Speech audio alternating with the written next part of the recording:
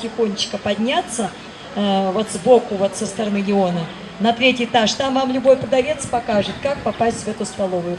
И там все очень дешево продают. Ну что ж, дорогие друзья, у нас скоро будет открытие, Вот. И мы сейчас хотим вот ваше внимание обратить вот сюда. Тут у нас вон уже стоят наши артисты.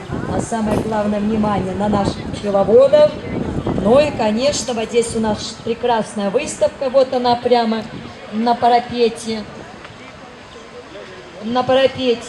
И, пожалуйста, подходите, спрашивайте, как это делается.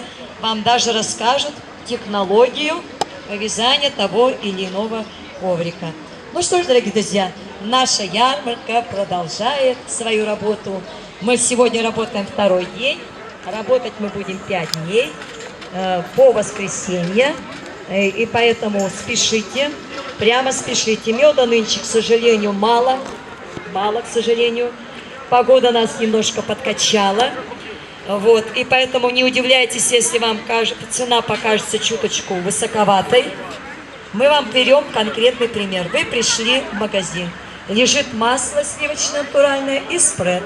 Вы все берете натуральное сливочное масло.